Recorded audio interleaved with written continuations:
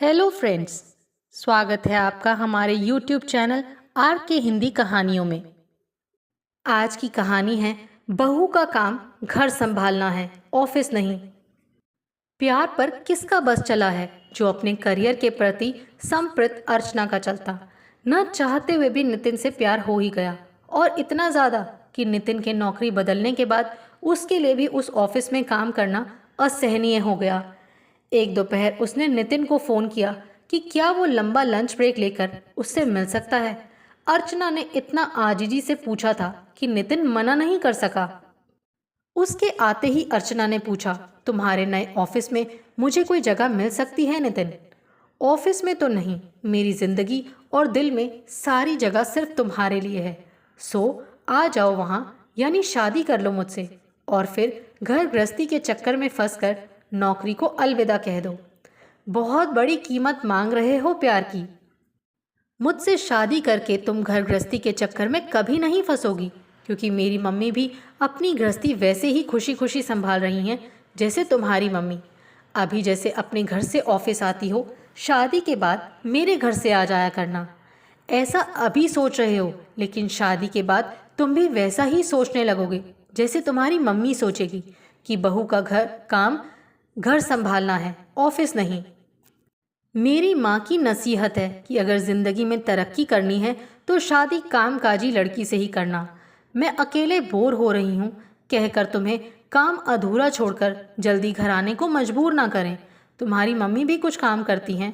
कुछ नहीं, बहुत काम करती हैं, अपने घर के अलावा पास पड़ोस के भी, जैसे किसी के लिए स्वेटर बुनना, किसी के लिए अचार डालना, वगैरह वगैरह।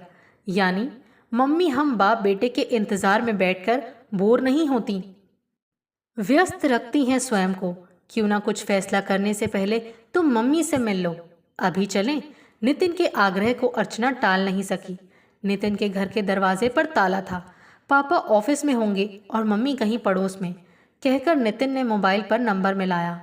मम्मी पड़ोस में अय्यर आंटी को गाजर का हलवा बनाना सिखा रही हैं। नितिन ने ताला खोलते हुए कहा, जब तक मम्मी आती हैं तब तक तुम्हें अपना घर दिखाता हूँ। छत पर सूखते कपड़ों में जीन्स, टॉप, लेगिंग, कुर्तियाँ और पटियाला सलवार वगैरह देखकर अर्चना पूछे बगैर नहीं रह सकी, तुम्हारी कितनी बहनें हैं? एक भी नहीं? ओ समझा, ये कपड़े देखकर पूछ रही हो। ये सब मम्मी के हैं। उधर देखो, मम्मी आ रही हैं। फर्श को छूती अनारकली ड्रेस, आंखों पर महंगा धूप का चश्मा और स्लिंग बैग से मैच करते सैंडल पहने एक स्थूल महिला चली आ रही थी। परस्पर परिचय के बाद नितिन ने कहा, आपने कहा था कि अगर कोई लड़की पसंद हो तो बता, सो मैं अर्चना को आपसे मिलवाने आया हूँ। मैंने कहा था बता, ताकि मैं उसके घर प्रस्ताव भिजवा सकूं, ये नहीं कि उसे ही यहाँ ले आए डिस्प्ले आइटम की तरह।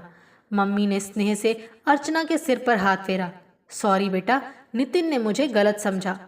मैंने कुछ गलत नहीं समझा मम्मी। प्रस्ताव तो तब भिजवाओगी ना जब ये शादी करने को तैयार होगी, नितिन बोला। ये हार्डकोर करियर वुमन है, मुझसे प्यार तो करती है पर शादी से डरती है कि कहीं घर गृहस्थी के चक्कर में इसे नौकरी न छोड़नी पड़े। मुझे नितिन के लिए उसकी पसंद की जीवन संगिनी चाहिए, घर चलाने को अपने लिए सहायिका नहीं। मुझे ये घर संसार चलाते हुए 2.5 दशकों से अधिक हो गए हैं। अकेले 2 दशक तो बगैर तुम्हारी मदद लिए या नौकरी छुड़वाए आसानी से ये गृहस्थी और नितिन के बाल बच्चे संभाल सकती हूँ। अगर मेरी बात पर भरोसा है तो किसी ऐसे का नाम बता दो जिसे तुम्हारे घर। उसकी फिक्र मत करो मम्मा, पापा के दोस्त अशोक अंकल अर्चना के मामा हैं, नितिन ने बात काटी। तुम्हें अगर मैं पसंद हूँ तो हम आज ही अशोक जी से, कि उनका मोबाइल बजने लगा। हाँ रत्नावल्ली, बस अभी आ रही हूँ, वो नितिन से बोली। भाई इससे पहले कि अय्यो कहती, रत्नावल्ली अपने हलवे की कढ़ाई उठा यहाँ लाए।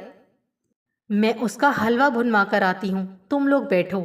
हम भी चलेंगे मम्मी, ऑफिस में छुट्टी नहीं है। नितिन उठ खड़ा हुआ। अय्यर आंटी के चक्कर में मम्मी ने तुम्हारा जवाब नहीं सुना। खैर मुझे बता दो कि मम्मी कैसी लगी? अच्छी लगी, और बहुत मुश्किल से खुद को यह कहने से रोका कि कुछ अटपटी या अजीब भी।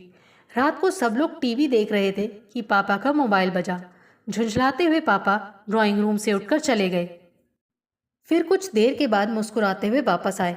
तुम अशोक के दोस्त योगेश और उनकी बीवी आशा से तो मिली हो ना? रचना: हाँ, बहुत अच्छी तरह जानती हूँ। चुलबुली जिंदा दिल आशा को। क्या हुआ उन्हें? उन्होंने अपने बेटे नितिन के लिए अर्चना का हाथ मांगा है। अरे नहीं, ये कैसे हो गया? रचना चिल्लाई। आशा से ये सुनकर कि चाहे वो कितनी भी मोटी और बेडौल हो जाए, जीन्स पहनना कभी नहीं छोड़ेगी।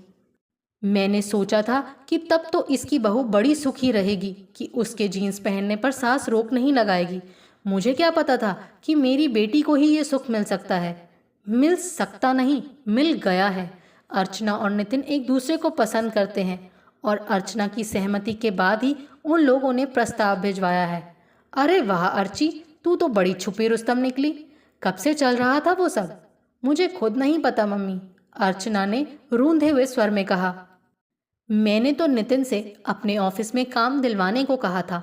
उसने शादी का प्रस्ताव रख दिया और बोला कि मना करने से पहले मेरी माँ से मिल लो, और मुझे अपने घर ले गया। घर पर क्या हुआ बताने के बाद अर्चना ने कहा कि उसे आशा का व्यवहार आपत्तिजनक तो नहीं, अटपटा ज़रूर लगा। अटपटा क्यों लगा? उनके कपड़े पहनने और बातचीत का तरीका बड़ा बिंदास सा है, उनकी आयु के अनुरूप नहीं है। वो तो है, अपनी उम्र के अनुरूप व्यवहार नहीं करती आशा, मगर तेरे लिए तो ये अच्छा ही है। इतने सहज स्वभाव की सास मुश्किल से मिलती है। रचना ने बात काटी और पति की ओर मुड़ी। आपने क्या कहा अशोक जी से? कहना क्या था? योगेश का नंबर ले लिया है। चाय या खाने पर आने को कब कहूँ, ये तुम बताओ। रचना ने अर्चना की ओर देखा। कल ही बुला लें। इतनी जल्दी नहीं माँ, मुझे थोड़ा सोचने का समय दीजिए। उसका तो अब सवाल ही पैदा नहीं होता अर्ची। तू शादी इसीलिए नहीं करना चाहती ना कि इससे तेरे करियर पर असर पड़ेगा, और उसका समाधान तेरी सास ने कर दिया है। अरे तू चाहे तो आशा तुझे स्टैम्प पेपर पर लिख कर दे देगी कि शादी के बाद तुझे घर गृहस्थी की चक्की में नहीं पिसना पड़ेगा। अपनी पसंद का वर, हर तरह से उपयुक्त संपन्न घर और आशा जैसी खुश मिजाज सास के मिलने पर सोचने के लिए रह क्या गया है? रचना ने कहा। बिल्कुल ठीक कह रही हो रचना। मैं योगेश जी को फ़ोन करके कहता हूँ कि जब भी सुविधा हो आ जाएं। और पापा मोबाइल पर नंबर मिलाने लगे। अर्चना अपने कमरे में आ गई। कुछ देर के बाद नितिन का फ़ोन आया।